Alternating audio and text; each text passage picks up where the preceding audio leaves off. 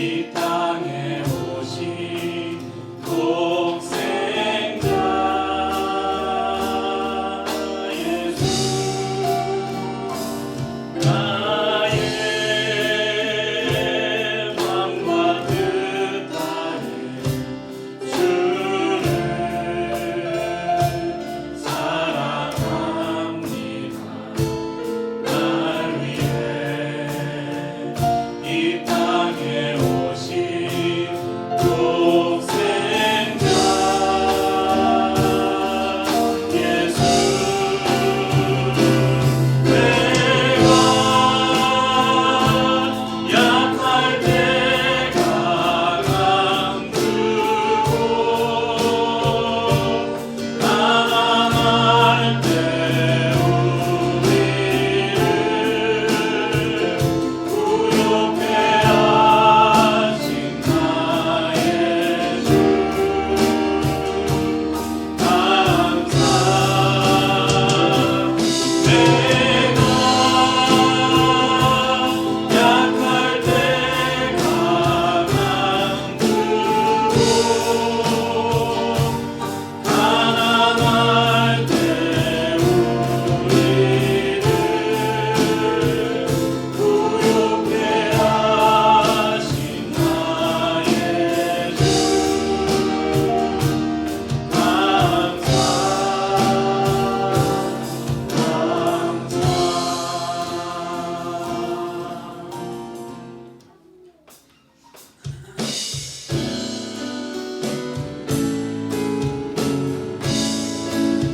그 큰 일을 행하신 주께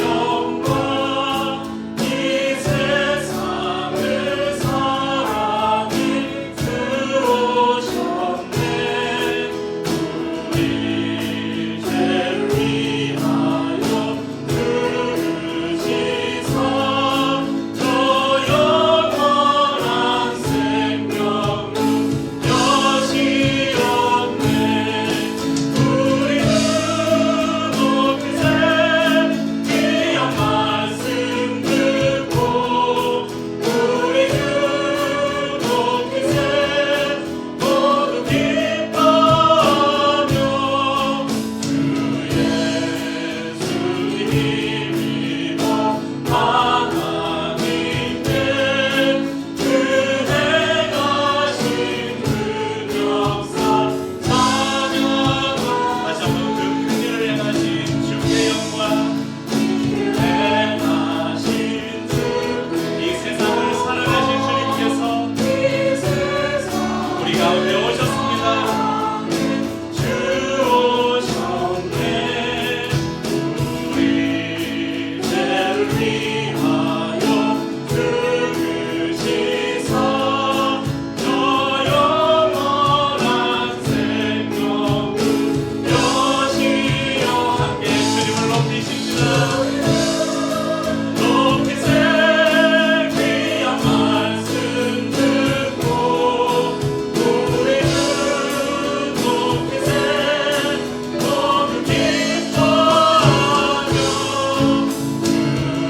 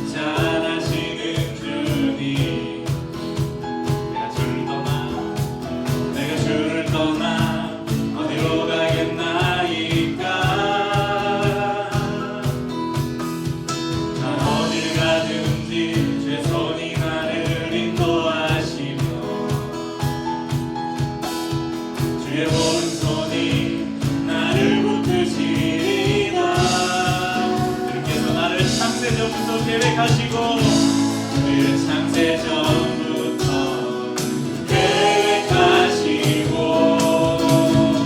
지금까지 인도하시네. 아멘. 하나님이여 주의 생각이 어찌 그리고 괴로우신지요. 나의 생각보다 나의 뜻보다 더 크고 놀라우신 주님. 하나님이여 나를 살피사 나의 마음을 다시오니 나를 영원한 길로 인도하소서. 하나님이여 주의 생각이 어찌 그리고 외로우신지요. 나의 생각보다 나의 뜻보다 더 크고 놀라우신 주님. 하나님이여 나를 살피사 나의 마음을 다시오니 나를 영원한 길로 인도하소서.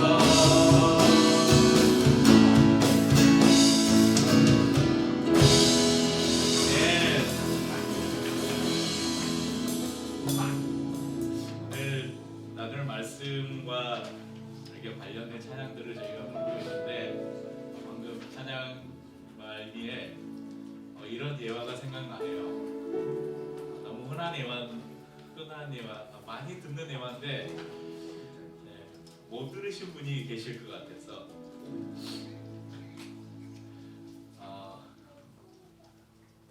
어떤 사람이 도로를 달리다가 차가 고장이 났어요. 그래서 아무리 차를 이렇게 본넷을 열고 어디가 이상한지 이렇게 살펴봤는데 도저히 알 수가 없는 거예요. 이 사람이 나름 차의 전문가였어요. 그런데 지나가는 차가 차를 멈추고 한 노인이 내리더니 무슨 일이냐고. 차가 고장이 났는데 어디가 고장이 났는지를 모르겠다고. 제가 좀 봐도 되겠냐고. 그래도 제가 나름 좀 차의 전문가인데 제가 봐서 모르겠는데 어르신이 알 수 있겠냐고. 그래서 제가 좀 보겠다고. 이렇게 만들더니 시동을 걸어보라고. 딱 걸렸는데 걸렸겠어요? 안 걸렸겠어요? 걸렸어요.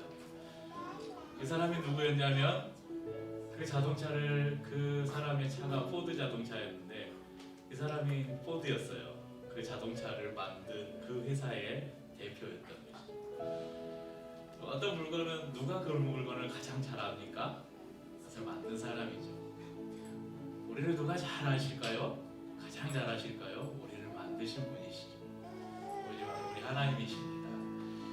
우리를 창세전부터 계획하시고 우리를 이 땅에 보내시고 우리의 생각과 우리의 마음을 다 아시고 살피시는 분이 우리 하나님이십니다. 그래서 그분은 우리에게 말씀합니다. 내가 너를 지명해서 지금 꼭 찍어서 네 이름을 불러서 내가 너를 택했다. 그러니까 너는 이제 내 것이다. 내가 너의 하나님이다. 이렇게 말씀하십니다. 그래서 반대하지 말고 내 안에 거하라. 이렇게 우리에게 말씀하십니다.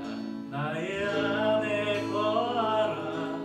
나는 내 하나님이니 모든 환난 가운데 너를 지키는 자라. 두려워하지 말라. 내가 널 도와주리니 놀라지 말라. 내 손 잡아주리라.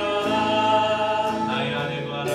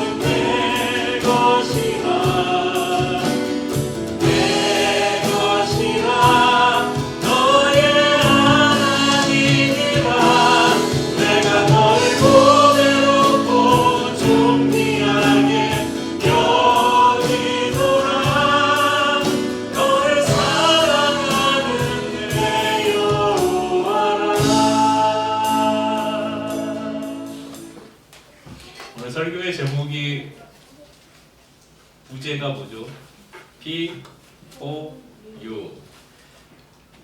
이 제목 보신 분들 제가 전에 했던 건데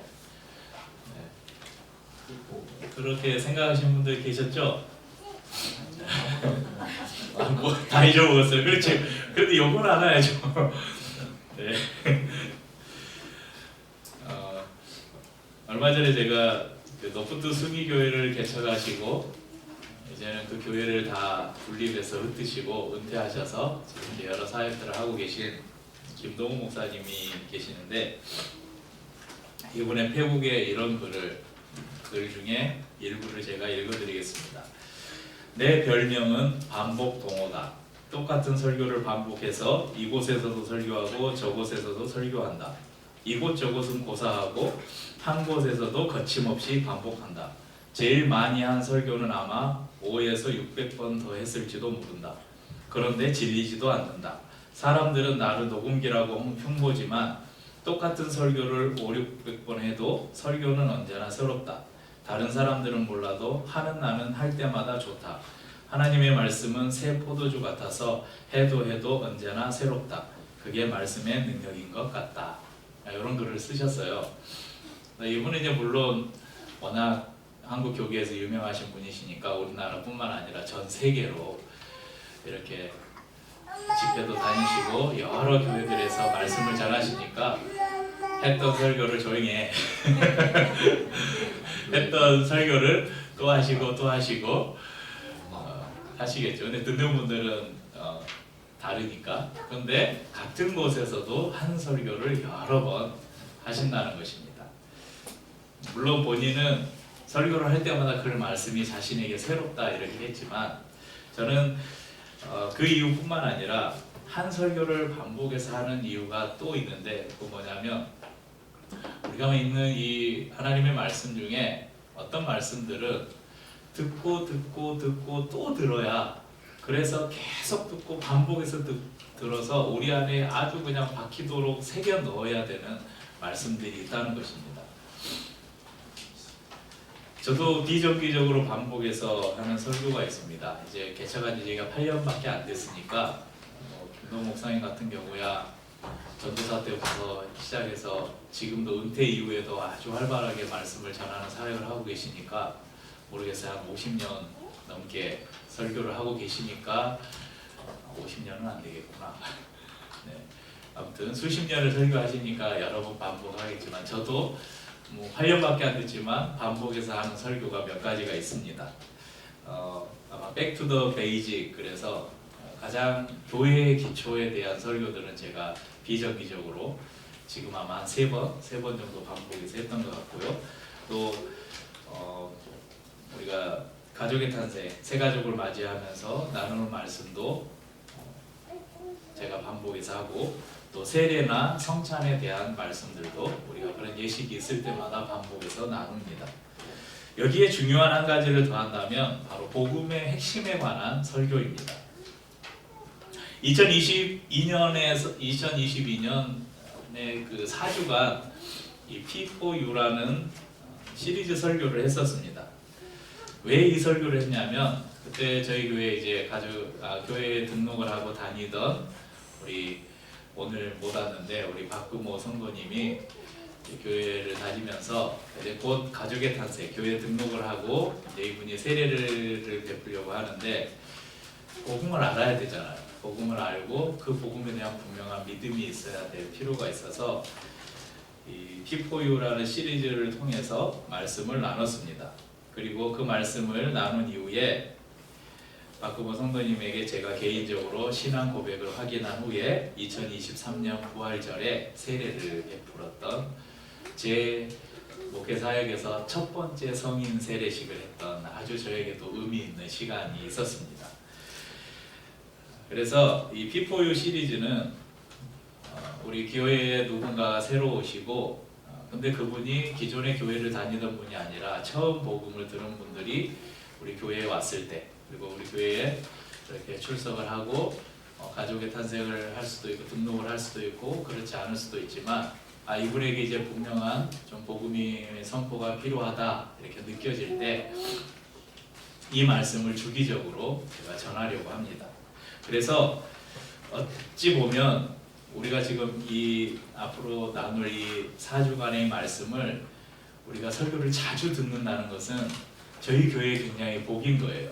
아, 우리 교회에 또 누군가가 새로 와서 이 복음을 듣고 이분이 또 그 세례를 받을 수 있겠구나, 이런 기대감을 우리가 가질 수 있다는 것이죠. 그래서 우리 교회에도 또 하나님의 나라에도 이 설교를 자주 할 수 있다는 것은 우리에게 복이 아닐까, 그런 생각을 합니다.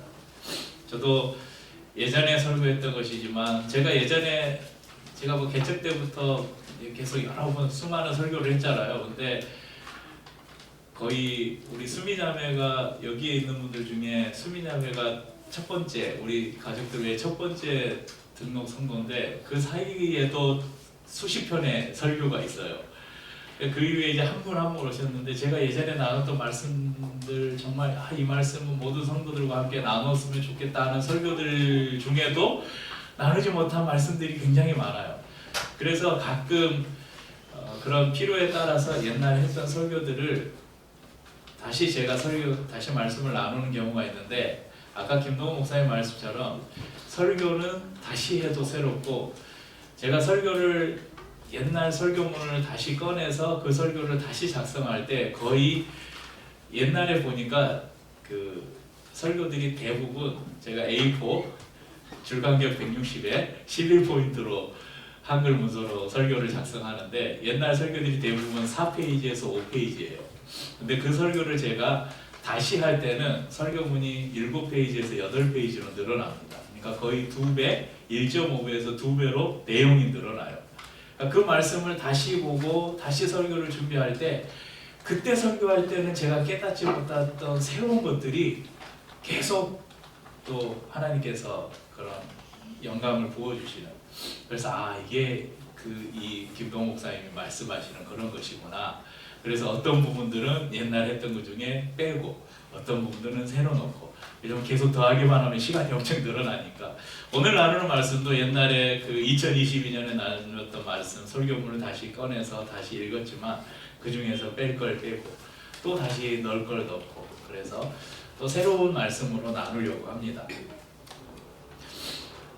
그래서 나는 아직 복음에 대한 확신이 없다, 아니면 나는 이제 조금 더 복음을 확실하게 듣고 나의 분명한 신앙 고백으로 예수 그리스도의 믿음을 고백하고 싶다, 이런 소망이 있으신 분들은 앞으로 4주간 절대 빠지지 마시고 이 설교를 꼭 들으시기를 바라고, 그 대상이 여기에 몇 분 있어요. 우리 조리자매는 아직 제가 말이 빨라서 잘 못 알아듣죠. 이제 그래서 제가 우리 채빈이 아빠한테 특명을 줬어요. 나중에 천천히 이걸 설명해 줘라.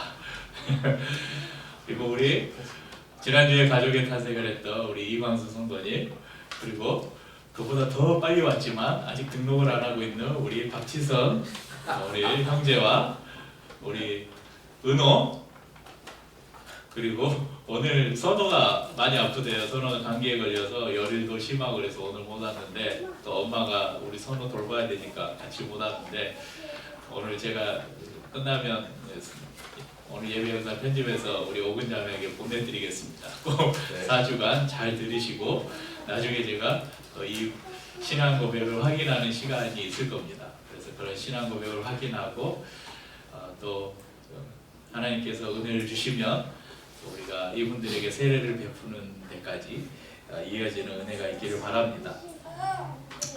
P4U가 뭔지 기억하시는 분? P4U 플레이 포 유라고요?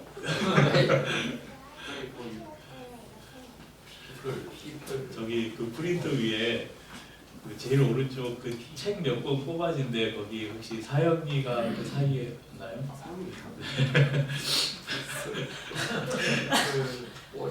네, P4U는 Plan for You, Plan for You의 약자입니다. 근데 이 4는 숫자 4는 영어의 FOR이라는 4를 숫자로 변형한 것도 있지만 그냥 그대로 숫자 4의 의미도 있어요.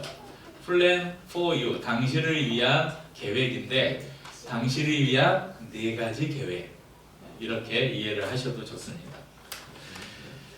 여러분 교회는 어디 사람이 있나 봐요. 놔주세요. 교회는 친목단체가 아니죠.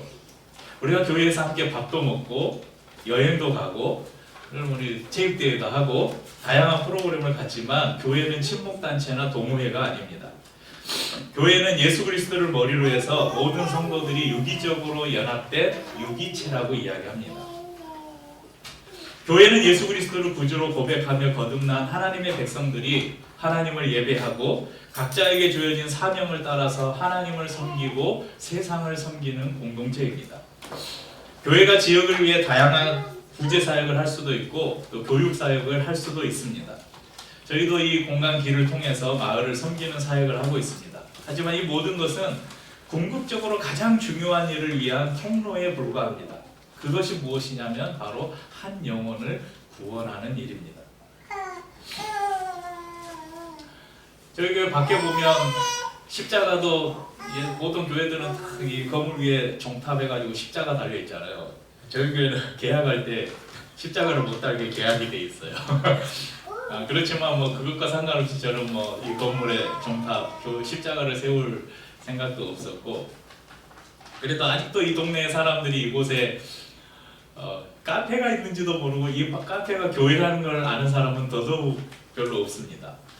그런 이곳에 누군가가 찾아오는 것이 쉽지 않은 일입니다.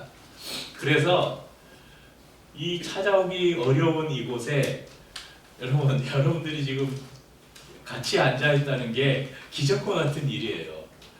이 옆 건물에 살던 우리 슬기자매와 주로역자 슬기자매가 항상 여기 앉아서 차를 마시고 슬기자매가 먼저 와서 주로역자를 기다릴 때도 있고 주로역자가 와서 슬기자매를 기다릴 때도 있고 그렇게 몇 달간 봐왔던 사람이 여기 같이 앉아서 예배를 같이 드리고 한 가족이 될 거라고 그때는 생각이나 했겠습니까? 처음 봤을 때. 여기 또 한 분 한 분 이곳에 찾아오신 분들, 우리가 이곳에 같이 모여서 기류의 교회라는 한 가족이 될 걸 우리가 생각이나 상상이나 해봤겠습니까? 노사연의 만남이라는 노래에 이런 가사가 있습니다. 우리 만남은 우연이 아니야. 그 뒤 가사는 필요 없고, 바램은 잘못된 국어 표현이고 제대로 된 표현은 바람입니다. 이거 올려버렸네. 여기 쭉 블라인드 쭉 내리면 바람 해가지고 바람이 국어 사전에 뭐라고 써있냐면 어떤 일이 이루어지기를 간절히 바라는 마음이라는 의미입니다. 저희 바람길의 의미가 그 바람이에요. 로드 오브 홉 그런 의미인데 우리들이 만난 것은 우연이 아닙니다. 그것은 누군가의 간절한 바람이 있었습니다. 먼저 기류의 교회에 왔던 저희 가족을 비롯한 한 분 한 분이 오실 때마다 그분들 한 분 한 분의 바람이 되어졌고 무엇보다도 하나님의 바람이었습니다. 그 안에서 우리가 이렇게 만났습니다. 함께 예배를 드리고 함께 밥을 먹고 성경 공부를 하고 또 바람 모임을 하고 소풍도 가고 캠프도 가고 많은 시간을 함께 했습니다. 하지만 여전히 마음 한구석에 안타까움이 있다면 아직 우리들 가운데 예수 그리스도를 주로 고백하고 우리 공동체 앞에서 자신의 신앙을 고백하고 하나님 이제 우리 이 교회의 가족이 아니라 하나님 나라의 가족으로 아직 그 신앙을 고백하지 못한 성도님들이 계시다는 것입니다. 어쩌면 제 걱정과 다르게 하나님께서 이미 그분들 마음 안에 이 복음의 씨앗을 뿌리시고 그 복음의 씨앗이 자라나서 이미 그 안에 자라나고 있는지도 모르겠습니다. 제가 대학생 때 우리 민서가 지금 정신 못 차리고 열심히 활동하고 있는 CCC에 거의 저도 정신 못 차리고 2년 반을 거의 살다시피 했던 그런 기억이 있습니다. 그때 이제 여러 가지 신앙의 훈련들을 하는데 제일 먼저 NLTC라는 뉴 라이프 트레이닝 센터라는 1년간의 그 프로그램이 있어요. 신앙 프로그램이 있는데 이제 뭐 순장을 하거나 그 찬양팀을 하거나 뭐 그 총순장 임원 같은 게 되거나 하려면 이 훈련을 필수적으로 이 코스를 받아야 됐습니다. 그래서 저도 NLTC라는 훈련을 받고 수료를 했었는데 그 수료를 하기 위해서는 이 미쓰시스에 나온 사형리라는 책자가 있어요. 요즘에는 그 사형리가 P4U라는 제목으로 나오더라고요. P4U. 근데 사형리라는 책을 그때 20명에게 전하고 이 사형리를 토시, 제가 그때 기억으로는 토시를 3개 이하로 틀리고 다 외워야 됐어요. 하나님은 당신을 사랑하시며 당신을 위한 놀라운 계획을 가지고 있습니다. 그런데 왜 대부분의 사람들이 이 계획을 알지 못할까 막 이러면서, 그리고 20명에게 이 사형리를 영접 기도까지 전해야 돼요. 그 보고서를 맨날 써야 돼요. 그래서 저도 20명에게 이 사형리를 전했던 그런 기억이 있습니다. 또 어디 전도 여행을 가거나 그러면 항상 이 사형리로 복음을 전하는데, 이 사형리가 뭐냐면 4가지 영적인 원리, 사형리, 4가지 영적인 원리, 이것을 사형리라고 말합니다. 이 사형리에 가장 먼저 나오는 구절이 뭐냐면 자연계의 자연 법칙이 있듯이 하나님과 사람 사이에도 영적인 원리가 있습니다, 이 말이에요. 저희는 앞으로 4주간 이 사형리를 중심으로 해서 하나님과 사람 사이의 4가지 원리, 복음의 핵심을 함께 나눌 것입니다. 그리고 4가지 원리를 여러분 나누고 나면 사형리 마지막에 영접 기도가 나와요. 그러니까 이 영접 기도를 사형리를 다 전하고 그 사형리를 쭉 읽어주고 전하면 빨리 하면 5분, 천천히 하면 10분 정도 걸리는데, 그걸 다 전하고 나면 이제 주 예수님, 나는 당신을 믿고 싶습니다. 내 마음에 들어오셔서 나의 모든 죄를 용서하시고 당신의 이렇게 삼아 주옵소서. 예수님의 이름으로 기도합니다. 이 기도가 마음에 드십니까? 그러면 네. 그러면 이 기도를 따라 하시겠습니까? 그리고 주 예수님, 저는 주님을 믿고 싶습니다. 아니, 저는 죄인이었습니다.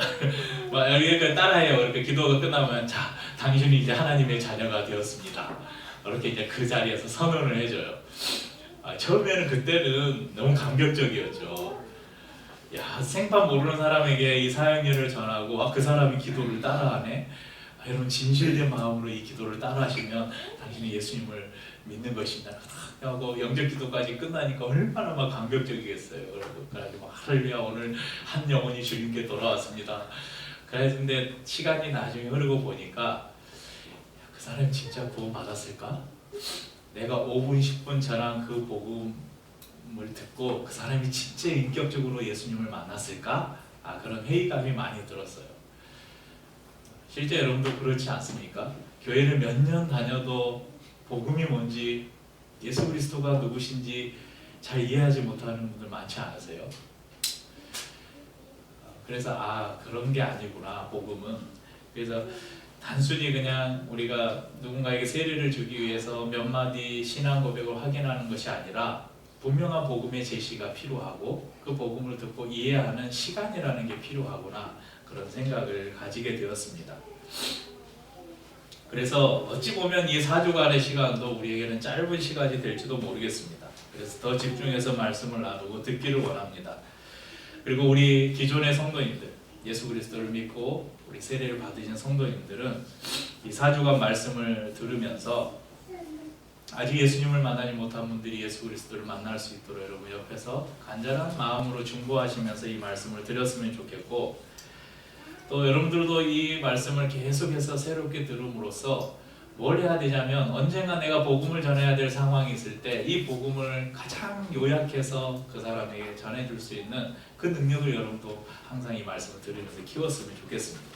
오늘은 그 첫 번째 원리를 나누려고 합니다. 그 첫 번째 원리는 뭐냐면, 하나님은 당신을 사랑하시며 당신을 위한 놀라운 계획을 가지고 계십니다. 하나님이 나를 사랑하신다? 하나님이 나를 위한 놀라운 계획을 가지고 계신다? 믿어지십니까?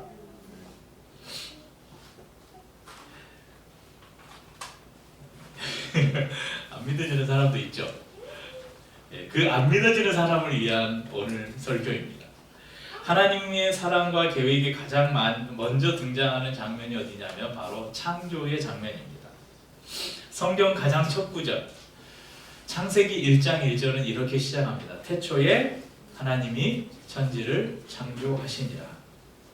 여러분, 학교 다닐 때 세연이 요즘에 배우나? 과학 시간에 사람은 어떻게 시작됐는지 아직 안 배웠어? 진화론이 언제 나오죠? 고등학교 때 나오나요? 세연 아직 멀었대. 학교에서는 배웠어?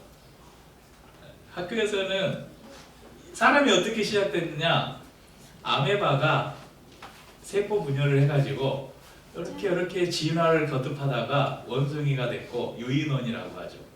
원숭이, 오랑우탄, 침팬지 이런 유인원이 더 진화를 해가지고 사람이 됐다. 이런 주장이 다윗이 다윗 선배님 죄송합니다. 다민의 진화론입니다. 여러분 저는 진화론을 믿지 않습니다. 아마 제가 예수를 믿은 이후에 시험 문제에 진화론의 답이 질문에 나왔다면 저는 진화론 안 적고 창조론을 하나님이 창조하셨다고 적었을 거예요. 근데 저는 고3 때 예수를 믿었으니까 그 전에는 저도 철석같이 진화론을 믿고 있었죠. 물론 창조론에도 다양한 의견이 있습니다. 여러분 요 앞에 보시면 창조에 관한 진짜 좋은 책들이 많은데 너무 두꺼워요. 관심 있으신 분들은 우리 성도님들은 여기에 있는 책을 빌려 가셔도 됩니다. 여기 있는 신학서적이나 또 저희가 매달 2권씩 교회에 좋은 책들을 우리 수미자매가 엄선해서 한 매월 2권씩 책을 주문을 해서 비치를 하는데 좋은 소설책이나 이런 수필이나 이런 시집들을 여러분 빌려 가셔서 읽으시고 꼭 갖다만 놓으시면 됩니다. 그 위에 길이라는 도장 찍혀 있으니까 집에 혹시 그런 책 있으면 꼭 가져오시고 이런 신학서적도 좋은 책들이 많이 있어요. 마음껏 빌려 가셔서 관심 있는 분들은 읽으셔도 됩니다.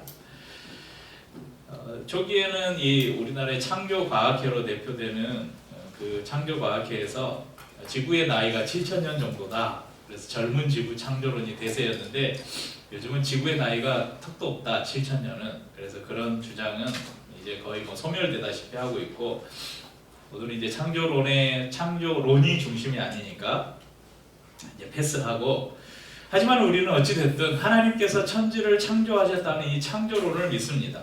그래서 성경을 우리가 읽는데 성경 창세기 1장 1절에는 태초에 하나님이 천지를 하셨느니라 이 말씀이 믿어지지 않으면 이 성경 전체는 믿을 수가 없어요. 그런데 여러분 태초에 하나님이 천지를 창조하시니라 이게 믿어지면 그 이후에 나오는 거 못 믿을 게 뭐가 있어요? 그러지 않습니까? 예수님이 무리를 걸으셨대요. 아니, 말씀으로 세상도 창조하는 분이 무리까지 그건 못 걸어? 그러지 않겠어요? 예수님이 죽은 자를 살리셨대요. 아니 하나님이 말씀으로 하나님이 인간을 창조했는데 만든 사람이 죽은 사람 다시 못 살려? 이게 다 믿어지는 거겠죠. 그래서 우리는 이 창조를 우리가 믿을 수 있느냐? 이것이 우리가 이 신앙의 길로 들어가는 가장 첫 번째 걸음이 될 것입니다. 과학의 영역에서도 하나님이 만물을 창조하셨다는 이 사실을 증명하기 위해서 많은 노력을 하고 있습니다. 그런데 이 창조는 과학의 영역보다는 믿음의 영역으로 받아들여야 합니다. 믿음의 영역을 지식이나 이성으로 받아들이려고 하면 우리는 한 발짝도 나아가지 못할 것입니다. 여러분 파스칼이라는 파스칼이라는 이름 들어보셨죠? 안 들어보셨어요? 팡세 모르세요? 헥토 파스칼. 파스칼 그 기압 나타내는 거기서 파스칼에서 나왔나? 프랑스의 엄청 유명한 수학자이고 물리학자예요. 물론 그리스도인이고 이분이 이런 말을 했어요. 모든 사람들 마음에는 빈 공간이 있다. 이 공간은 오직 하나님만이 채울 수 있다. 수학을 연구하고 물리학을 연구하는 세계적인 이 석학이 철저하게 지식과 이성으로 여러분 수학과 물리학 이런 건 철저하게 지식, 이성으로 판단해야 되는 문제잖아요. 근데 이런 학자가 모든 사람들 마음 한구석에는 신적인 공간이 있다. 그리고 그 공간은 오직 하나님만이 채울 수 있다. 이렇게 말을 했습니다. 사람은 이 공간을 채우기 위해서 이 신적인 공간은 한마디로 영을 채워야 되는 공간. 이 공간을 채우기 위해서 사람들은 신을 만들어내기도 했어요. 그래서 이 신을 자기가 만들어낸 신을 그 안에 채우기도 하고 또 이 신이 아니라면 저기 동네에 큰 나무를 그 공간에 채우기도 하고 막 넘실대는 바다를 그 마음에 채우기도 하고 이도저도 아니라면 나는 내 주먹을 믿어 이런 사람들은 자기 자신을 그 공간에 채우려고 합니다. 그렇지만 하나님만이 채울 수 있는 그 공간은 다른 어느 곳으로도 채워지지 않습니다. 다시 창세기로 돌아봅시다. 태초에는 아무것도 없는 무의 상태였습니다. 그곳에 하나님이 창조를 시작하십니다. 빛과 어둠을 나누시고 물과 하늘을 나누시고 땅과 바다를 만드시고 풀과 채소와 나무를 만드셨습니다. 해와 달과 별을 만드시고 새와 물고기와 짐승들을 만드셨습니다. 그리고 마지막에 사람을 만드셨습니다. 여러분 사람의 창조에는 특별함이 있습니다. 26절 보십시오. 우리가 읽은 본문의 26절 하나님이 이르시되 자 우리의 형상을 따라 우리의 모양대로 우리가 사람을 만들어. 여기 보면 우리 하잖아요. 이게 우리가 이 삼위일체 하나님을 말하는 거예요. 하나님이 한 분이 아니라는 거예요.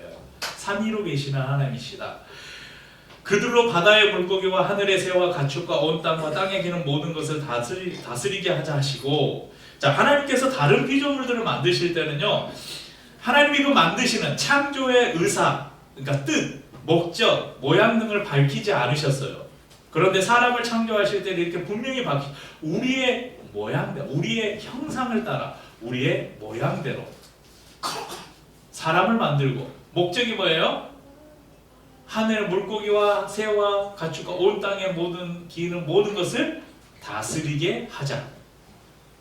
만물을 통치할 목적으로 인간을 만드셨다는 것입니다. 또한 다른 피조물들을 창조하실 때는 인간 외에 다른 피조물들을 창조할 때는 뭐뭇이 있으라 빛이 있으라 물과 하늘이 나눠져라 3인칭 사역형을 쓰고 있지만 사람을 창조하실 때에는 뭐뭐 하자 1인칭 복수 권유형을 사용하고 있습니다. 다른 피조물들을 창조할 때는 창조한 그 날, 첫째 날, 둘째 날 이런 날을 언급할 때는 정관사를 붙이지 않았지만 사람을 창조한 날에는 정관사 히브리어 하를 붙여서 그 날이 특별한 날임을 밝히고 있습니다. 하나님께서 사람을 만드실 때 우리의 형상을 따라 우리의 모양대로 만들자. 그러니까 하나님의 참 지식, 하나님의 거룩함, 하나님의 의. 그러니까 하나님의 속성 중에는 공유적 속성과 비공유적 속성이 있어요. 공유적 속성이라는 것은 하나님 안에 있는 속성들인데 우리 인간 안에도 주신 것들. 비공유적 속성은 하나님만이 가지고 있는. 그러니까 전지하시다. 전지가 뭐예요? 모든 것을 다 아시는. 그건 하나님만이 가지고 전능하시다. 하나님만이 가지고 무소부재하시다. 하나님만이 가지고 있는 속성이에요. 그런데 사람 우리 안에도 있잖아요. 의, 거룩함 이건 하나님의 속성인데 사람들 안에도 부어주신 그러니까 우리의 형상을 따라 우리의 모양대로 하나님의 속성을 우리 안에 투영해 주셨다는 것입니다. 하나님은 우리를 기계로 만들지 않으셨습니다. 그러니까 이 말씀을 전했던 2022년과 지금을 비교해 보니까 그때는 챗 GPT 이제 아마 걸음마 할 때 있던 것 같아요. 지금은 이게 얼마나 발전했는지 몰라요. 이제 AI 인공지능 로봇 이제 로봇이 거의 생각을 하고 막 컴퓨터가 판단을 하고 사람의 감정을 읽기까지 하는 그런 수준에 올라왔다고 그래요. 그렇지만 AI든 인공지능 로봇이든 이 모든 것들은 사람이 입력한 그러니까 결국 우리가 요즘에 사람들이 막 검색할 때 이제 예전에 우리가 네이버 구글 검색했는데 요즘에는 어디에 검색해요? 다 챗 GPT에 한다잖아요. 그러면 챗 GPT가 다 알려줘요. 여러분 그런 거 있어요. 찰스 스펄전 목사님의 스타일로 성경 몇 장 몇 절을 몇 절 설교문을 작성해 주시오 그러면 스펄전 목사님의 설교보다 더 멋진 설교문이 그냥 나온대요. 근데 이 AI는 뭘 하냐면, 이 챗GPT는 뭘 하냐면 전 세계에 있는 그 인터넷 공간 안에 있는 모든 데이터를 얘가 분석을 하고 판단해서 거기에서 골라내는 거예요. 그러니까 이 데이터가 없으면 아무것도 못해요. 인공지능 로봇이 뭡니까? 사람이 그 인공지능 로봇 안에 입력한 데이터대로 움직이는 것이죠. 그런데 하나님은 인간을 창조하실 때에 우리를 그런 존재로 만들지 않으셨다는 것입니다. 그냥 명령만 하면 움직이는 존재, 리모컨으로 그냥 껐다 켰다 할 수 있는 존재로 우리를 만들지 않으셨습니다. 하나님과 같이 인격을 가진 한 인격체로, 자신의 의지로, 나의 의지로 그냥 내가 무언가를 선택하고 결정할 수 있는 존재로 우리를 만드셨습니다. 그것을 자유의지라고 합니다. 왜 사람이 선악과를 따먹었습니까? 왜 하나님은 인간에게 죄를 안 짓도록 그냥 만드시지 왜 선악과를 따먹는데 가만 보고 계셨습니까? 이렇게 사람들은 말해요. 그런데 그것을 하나님이 선악과를 만들지도 않고 따먹지도 않고 그렇게 만드셨으면 인간은 인간이 아닌 거예요. 인간은 그냥 기계인 거예요. 그런데 하나님이 자신과 동일한 인격체로 우리를 만드셨기 때문에 그것을 하나님 마음대로 하실 수 없었다는 것입니다. 그것을 자유의지라고 합니다. 창세기 2장은 특별히 사람의 창조에 대해서 조금 더 자세하게 설명하고 있습니다. 창세기 2장 7절 말씀을 보실까요? 여호와 하나님이 땅의 흙으로 사람을 지으시고 생기를 그 코에 불어넣으시니 사람이 생명이 되니라. 다른 피조물들은 말씀으로만 지으셨는데 사람을 만들 때는 하나님이 흙으로 빚었다, 지었다. 하나님이 생기를 불어넣으셨다. 그러니까 하나님의 영을, 호흡을 불어넣으셨다 말씀합니다. 그리고 이후에 에덴을 만드시고 사람 누구입니까? 아담과 하와 거기에 두시고 동산의 모든 것을 누리도록 하셨습니다. 에덴 동산에서 하나님은 이 아담과 하와와 함께 걸으시고 함께 이야기를 나누셨습니다. 이 에덴 동산이 바로 최초의, 우리가 말씀 가운데서 계속 성경 관점에서 쭉 구약부터 바이블 에센스 공부하면서 성경 관점에서 보고 있잖아요. 최초의 성전이 어디예요? 에덴.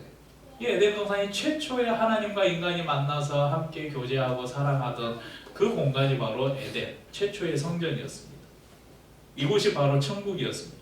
하나님께서는 저와 우리 성도님들, 저와 여러분들을 자신의 형상을 따라 그렇게 만드셨습니다.